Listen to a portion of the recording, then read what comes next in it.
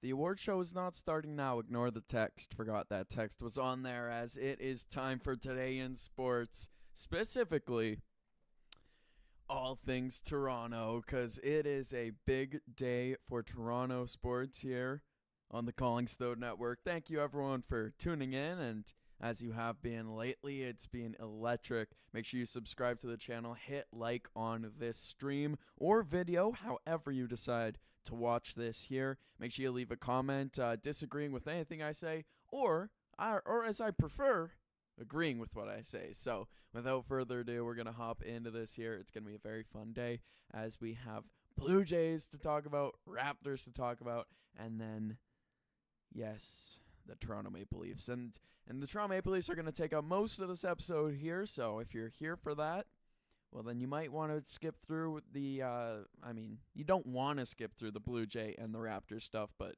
it's there if you would like to. But to get into it, we'll start with the Toronto Blue Jays, as that was what my shorts that I posted today was all about, because there's rumors coming out that the Toronto Blue Jays are eyeing up and are potentially in the market for Framber Valdez. And why this is exciting is because this guy is great.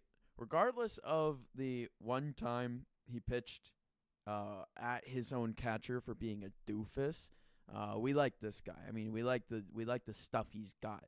But again, he's a doofus. One time, if you want context for that altercation, there was one game where he and his catcher got crossed up. His catcher on the mound was telling him, step off, step off, step off. And he decides, no, I'm going to pump a 96-mile-an-hour fastball right down the gut. And I don't remember who hit the home run in the clip. I haven't watched it since. This is all memory. Maybe it was Trent Grisham. Look up the clip and tell me if I'm right or wrong. I think it was Trent Grisham who hits the home run. And then the next batter up, he signals for a slider or changeup or curveball or any off-speed pitch, really. And Valdez decides that this is a good time to throw a fastball right at my catcher's. It was not really at his head. I'll just say right at my catcher in general. So other than that one incident, he's apparently fine. Maybe. Who knows? I haven't heard anything else really. Other than that, he's a good pitcher. 7th in Cy Young voting in 2024. 15th in MVP. He got votes. In 2023, 2022, he was an all-star both years. 9th and 5th in Cy Young voting. If we could bring in a guy like this, perfectly rounds off the bullpen. What am I saying? Perfectly rounds off the starting rotation bullpen. Got a little ahead of myself there, as basically, I don't know why it's on my mind, but that's really what we need to fix as this team is the bullpen. I love the concept of bringing in another star starting pitcher. Gives us one of the best, if not the best. Hey, if the Dodgers stop saying bullpen. If the Dodgers starters can stay healthy, maybe I give it to them. Glasnow, Snell, both Cy Young level guys. Ohtani's great. Of course, Yamamoto did some damage to us, but how likely is it that all of those guys are going to start 15, 20 games? I give it a 30% chance. So I like the Jays lineup, especially if we get a guy like Valdez, who in the past few seasons has started 31, 28, 31, 31, 22, and 10 games, which is quite good. That's in reverse chronological order. So it was in 2022, or I can't read. Am I having a stroke? No. 2020 was when he started the 10 games. Of course, that's in 60-game season. That's a very impressive year. He led the league in innings pitched. He gets regularly up into the 190s. This is a guy that I would love to have. And then we trade Barrios, and bam, our starting pitching goes from a A- to an A+, just like that. We're going to see if the water will make me remember how to talk. Also, he throws left. That's a huge thing. That would be a game changer for our Blue Jays rotation. That is 5 righties right now.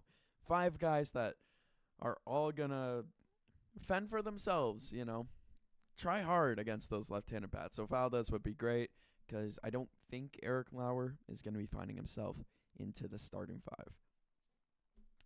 Now, that's about it I have for the Blue Jays. No, it is not a signing yet. Quite yet. But, could become a signing. So, no. It's not a signing, but according to John Heyman, we could be second place.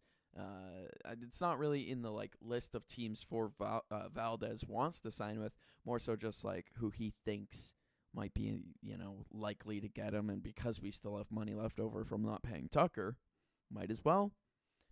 So that's going to be it for the Blue Jays talk, as we'll head into a little bit of Raptor talk, as tonight our beloved boys in red come back. Toronto's favorite team, the Toronto Raptors. As it's not the Blue Jays right now, I can tell you that much. Or not the wire didn't make me remember how to talk. It is not the Toronto Maple Leafs right now, I can tell you that much. So to talk about something I want to talk about, how about them Raptors? We got the Knicks tonight in a primetime game in MSG, if I'm not mistaken. I'm pretty sure that this is going to be an away game for our guys here. Yeah, no, versus New York Knicks. That makes me... Yeah, no, home game. Sorry about that. Misinformation being spread.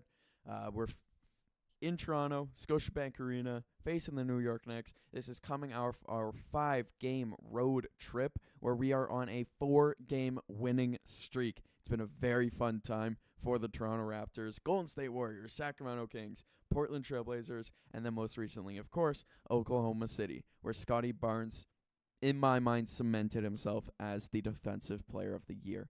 If you are a betting man, go check out Scotty Barnes. I'm not advocating for you to gamble or anything like that, but I'm just saying Scotty Barnes is 4th place in defensive player of the year right now. He's behind Rudy Gobert in 3rd, Chet Holmgren Wemby in 2nd, and then Chet in 1st. I think that is ludicrous. I think Scotty far and away deserves it in my mind. There's so many advanced stats that back this up. Scotty's been so good this season. So we'll see what they do against the Knicks. The last time we faced the Knicks, let me pull that up, because if I remember correctly, it was a tough loss in the middle of December, if I remember correctly, and it was December 9th when we lost 117-101. It was game 5 in the middle of a 5-game losing streak. So big redemption game against the Knicks tonight. Dare I say, must win. In my mind it is, because the New York Knicks, hot on our heels for that 3 seed. It's, us, the Knicks, the Celtics, all fighting for the top 3 seeds. Pulling up the NBA standings here, it's tight. The Knicks actually won back the 3 seed by win percentage, as they are at 609 and we're at 604, but we are both 6.5 games back of first place, and the Celtics are only 5.5 games back. We're a game back of the 2nd seed in the Eastern Conference right now. It's us versus the Knicks tonight to establish who is the 3 seed. So, yeah, dare I say it's a must-win. It's hard to say any game is a must-win when it's January 28th, but that's kind of the point we're at in our seasons for basketball and for hockey. Anyways, to keep y'all updated, the All-Star break coming up soon for basketball. But it doesn't appear that they do a Olympic break like hockey's about to do. As looking at basketball here, the Raptors play on the 1st, the 4th, and this is February, by the way, the 1st, the 4th, the 5th, the 8th, 11th, then the All-Star break, then the 19th, 22nd, 24th, 25th, 28th. For reference, the Toronto Maple Leafs are going to play on February 2nd, February 3rd, and then February 25th. Why do the Leafs get 22 days off? And the Raptors, I thought, okay, correct me if I'm wrong.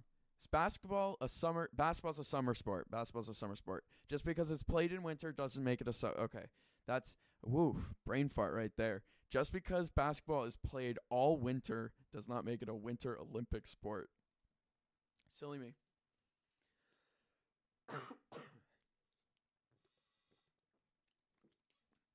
Because I was thinking about basketball, and it was Rio in 2016 and London in 2012. And I was like, those were the summer games. Yeah, shout out to our ever reliable Dave Collings in the chat there. Of course.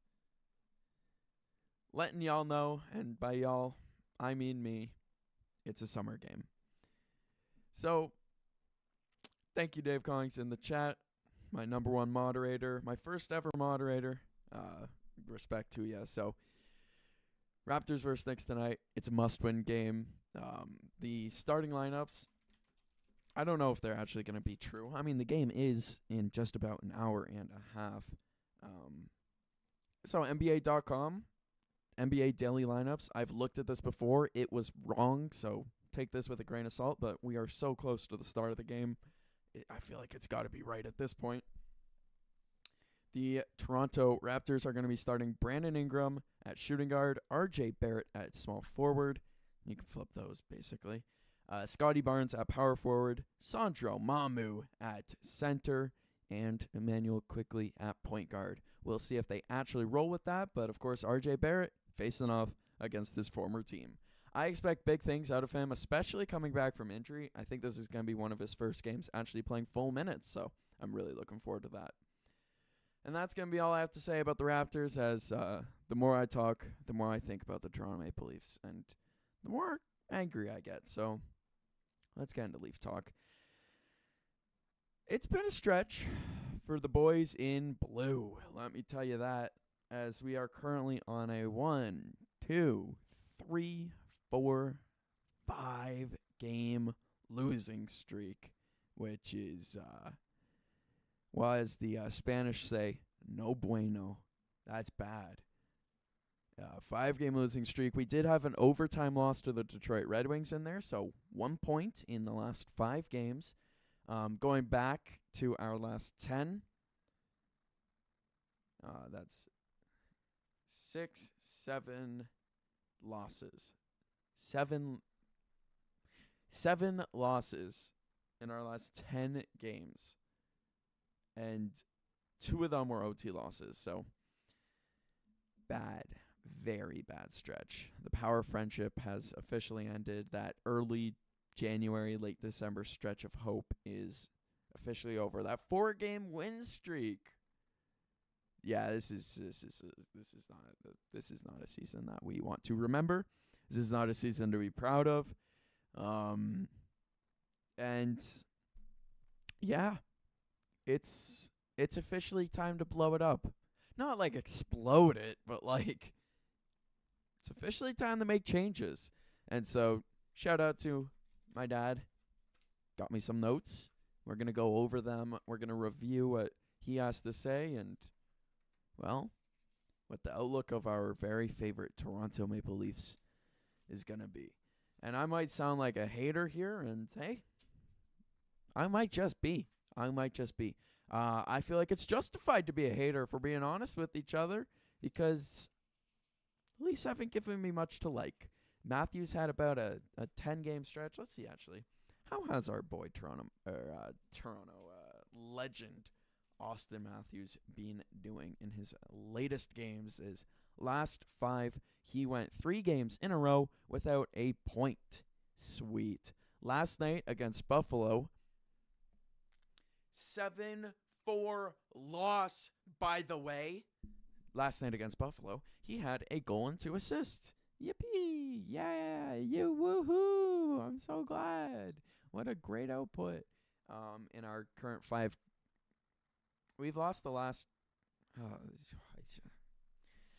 Going back to Minnesota, the 6-3 loss that I predicted was going to be a win. He had a goal and assist in that one. Again, yippee! Woohoo! He's been a -1 in every single game except the Buffalo game last night. I'm sick and tired of this season with these Toronto Maple Leafs. It's been aggravating. That's all I'm gonna say. It's aggravating. And you know what? Probably aggravates me the most, and it's the first point on this list here. And I'm glad it's the first point. It's all about Brad Treliving. can we trust these guys to make trades, especially right now? Look at his history. Look at the Matt Tkachuk trade. Look at anything he did in Calgary. He took a great team and made it awful, and then dipped, and is now doing the same thing to my Toronto Maple Leafs, except to call us great. We were pretty good. I'll give us that. So no, I do not trust him at all to make deals. The Lawton deal, I guess, is now working out, but it didn't work out in the time frame we needed it to, which was last year's playoffs. Same with the Carlo trade. Again, it's hard to get mad at him for those deals because I fully understand the intention. But especially with Carlo, he lived up to the trade. But Lawton did not. Lawton is not worth a first. He's playing fourth line for us. He's playing 9 minutes a game. Marner, our return from Marner, which could have been apparently, I don't know how true this actually is, should have been Mikko Rantanen but I don't actually, I take that with a grain of salt. I don't actually know if that was true or not in the end. But it turns out to be Nicholas Waugh, who plays also 10 minutes a game. Do I trust management to make trades? No, I don't. Not one bit. Not a part of me. So, the bigger reason why also, second point on this page, is that management, that being Trey Living and most likely Craig Berube, who doesn't really have a hand in trading, but this applies to him, are fired if they don't make the playoffs. I genuinely believe they are. This is a 2.5, maybe 3 season experiment for Trey Living, 2-year experiment for Berube that is immediately failing. One of the more exciting offenses in the league has been turned into one of the slowest, boringest teams in the game. It's aggravating, and that's the exact same thing that happened in Calgary. It ruined a guy like Jonathan Huberdeau, and we expect, I don't know. They probably think they're going to get fired, so that means that they're going to go hunting for a star to come in. That star is probably not going to play good, if we can even afford it, which we can't because we don't have the assets. It's ridiculous to me. And so if I were to be GM of this team, we'll take the fact of emotional firing and personnel stuff out of this, because I don't imagine the Leafs become sellers at all. Mostly because it's the job on the line. If you don't make the playoffs and you don't, sell to get a better pick or to get any picks at this point, you're a failure. But then if you don't make the playoffs at all, and you're the GM of the Toronto Maple Leafs, that might make you a failure anyways. It's a tough position to be in. Trust me, this is not enviable by any means. I'm still going to be a hater. That doesn't stop me. Don't kid me wrong here. But if I were to be general manager, we would have to be playing a little game of deal or no deal. Because we have quite a lot of trade bait on this team, which is quite exciting if you ask me. List is expansive, so let's just jump into it. We have Michelli, gone yesterday. I'm trading him tomorrow. Anytime a general manager picks up the phone and says, yeah, I'll give you some kind of pick compensation for this guy, you say yes. Same with Nick Robertson. I said it before, I'll say it again. He is playing valuable hockey right now. Capitalize on it. Get this guy out of town and we could get a third or a second. To go along with that, McMahon, we're playing him on the first line. I think there's a reason for that. It's because we're trying to boost his value to sell him. It has to be. There's no other reason to be playing guys like that on the first line other than Nylander's injury. We also have Nicholas Roy. Yeah, we're burying him in the lineup, playing him again 10 minutes a game. We'll pull it up, actually. We'll pull it up. Let's find it here. I don't want injuries. Stats. Let's go. Roy. It's the smallest name on the list. You think I'd find it easily. His time on ice is 14.5 minutes, so not bad for a third liner, but not good for trying to boost the guy's trade value. It's such an awkward position to be in, though, but if we could put him up a line maybe, maybe sell Michelli, put him up a line, and then sell him after he proves to be just slightly valuable. And then that also gives a guy like Lawton a little bit of time to shine. His time on ice per game is 13 minutes, 47 seconds, so it's not actually that bad, but I think it has been down lately, which is frustrating. As, he played 9 minutes against Vegas, and then he's been playing 15 minutes otherwise. By the way, Lawton, do not trade him. Do not. That is your heart and soul. That is a guy that loves this team. Shout out to Gabe's Film Worlds for the world in the chat there. Get rid of McMahon. He's 30, and his entire game is based on speed. He's saying that Robertson and Nyes are cool, want them to stay and help the younger guys and our rebuild, like JVR and Bozak. And as someone who grew up as a huge JVR and Bozak fan, especially during the playoff series against Washington, yeah, they're valuable guys to have. Robertson's my only point of contention just because he's smaller, and we've seen his game not translate so well, but man, do I love Nyes. I want Nyes to be on this team his entire career. That would be peak, if you asked me. And so I agree with you there. We have to trade McMahon while he's still valuable. He's just a better Michael Grabner at the end of the day here. Continuing on with the list, we got to get rid of potentially more guys. Domi, I'm 50-50 on just because I love a guy like Domi. To me, he's kind of like that JVR and Bozak type. But that's my opinion. He's a great culture guy. Matthews apparently is great friends with him. Moving on to some of the defensemen. OEL, this is the time to trade him. He's old. He's got a cheap contract. We could probably get a pretty good pick compensation out of him. I quite like the concept of getting OEL out of town now while he's most valuable, and rather not just have him retire on our books. Jake McCabe, I feel like he's super valuable, but that's because I really like him, and I really don't want him to go anywhere. But if we have to and we can't re-sign him, then that might just be he and Carlo might just have to be the guys that are the casualties. And then looking at the goaltending, it looks like Wall's going to be our guy. Plus, he's not been the greatest lately, if we're being honest with each other. So, very unlikely that we're going to be shipping him out of town. So that leaves Stolars and Hildebeest as our two guys to sell. And, hey, they both have value right now. Stolars probably is a little lower, especially coming off that injury. But Hildebeest has... Someone might buy him for a third. Who knows? Who knows? If someone's saying, I'll give you a third-round pick for Dennis Hildeby, you take that trade. And so that's kind of the main guys that I'm playing deal or no deal for. Michelli, deal. Robertson, deal. McMahon, deal. Waugh, deal. Lorentz, deal. If you're going to get anything higher, like a fourth, sure.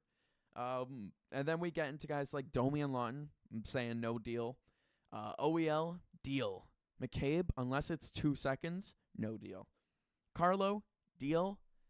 But again, I like him. If we could keep him around, that would be great. But again, I don't know. I don't know.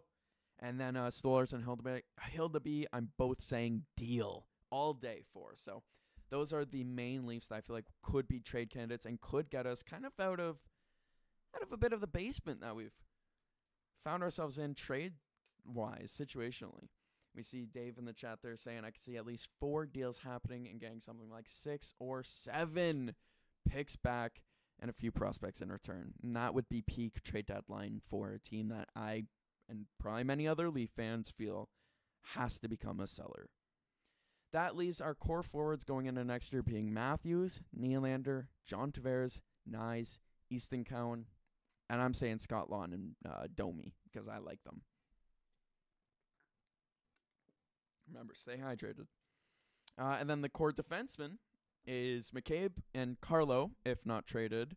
OEL, but he's going to be an old man. And then Benoit, who, I love Benoit. He's such a hustle guy. And then that leaves the goalie to be Woll and so many holes to fill in free agency and in the draft and in trades in the offseason. So it's going to be a very tough year for this Toronto Maple Leafs team, and I do not envy the general manager and the president. I don't envy anyone in that situation. There's a reason I love going towards the media side and not the management side. Some of the last things to get on here was little JD Bugkiss and Justin Bourne talking on the radio They suggested to re-sign Lawton. Obviously, I suggest you make a layup when you're by the net in basketball. I suggest if the sun is out, you go outside. Basic things. But this is also the part that I like. The more interesting part is, we'll get into that. We will get into that. Don't worry. That's what we're going to round this off with. Don't worry. The approach rally, don't worry. So, first off, though, with Lawton, give him an A. Give him an A right now. Why is he not an assistant captain? Probably because we're bearing him on the fourth line. And then if we were to ever trade Austin Matthews, I don't want that to ever happen. I doubt it will ever happen. But if it were to happen, hypothetically, I think Lawton deserves to be the captain. And I agree with anyone that says that. I also agree that we should probably just trade Waugh and move Lawton up to the third line. The next thing that they talked about was suggesting JT move to the wing. He is ancient. His feet are slower than mine, and I haven't played hockey in years, and I'm out of shape. So, yeah, let's move JT to the wing. He probably moves slower than my brother with scoliosis. Like, come on, let's be real with each other here. This guy's not moving well enough to be a center iceman in the NHL. Let's be real. And then the last thing they talked about was think OEL is the best trade chip. And honestly, at this point, he is. He's not a guy that we're going to miss very much if he's gone, but another team could absolutely shine with him. And now you might be thinking to yourself, when I said core Leafs coming back next year, there was a defenseman I didn't mention. And there's a reason for that. And that's where I say, is this it? Please be it for Morgan Rielly. I need this guy out of town. I need this guy to get the Marner treatment. I mean, why did we give Marner the hate that we did? I never get that, other than the fact that he's soft. Soft is, things that I won't say. He is, at least he was good. At least he could put up points. Not in the playoffs, but, he would score in the regular season. Morgan Rielly does nothing. I cannot stand another game. It's every year. I say that every year. I'm losing it. Those who know me know this has been a regular complaint of mine, and it's not gotten any better as he's gotten older. It's actually gotten worse. If it wasn't for Darnell Nurse, he'd have the worst contract in all of hockey. And that's where we see the comment of approach Rielly. He means about a buyout on his contract. That's where we're at right now. We probably can't find a suitor for this guy.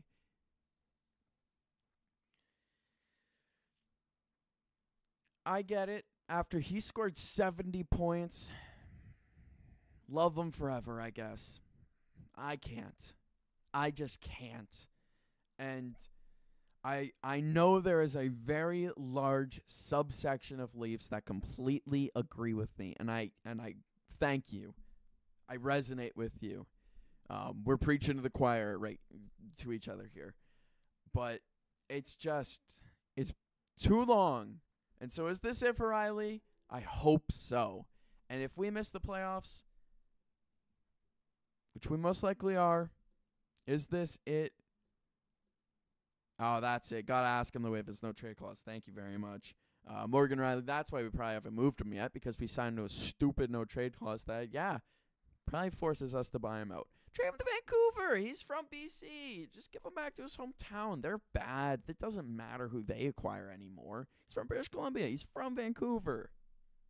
Just take him back. We don't want him. So, this better be it for Morgan Rielly. He does nothing. Literally nothing in 30 shifts per game. And is this it for Trey Living and Berube?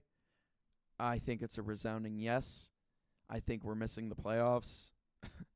I think it's wishful thinking for anyone who believes that we're going to be a playoff team this year. I mean, we as in the Toronto Blue Jays. Toronto Blue Jays, they're a playoff team. No, the Toronto Maple Leafs. I'm getting so angry my wires are getting crossed. If the Ottawa Senators win tonight, they won't. But if they do, they're facing the Colorado Avalanche. then we are officially tied for last place in the Atlantic Division. Could always be worse. We could be the New York Rangers, everyone. But, yeah, we are about to be in last place in the Atlantic Division if we don't stop this losing streak regardless. So is this it? Yeah, this is it. This is it for Brew Bay. This is it for Trey Living. And that's also it for the stream. So thank you, everyone, for tuning in. If you made it this far, make sure you subscribe, turn on that bell notification, and hit like, please. And thank you so much.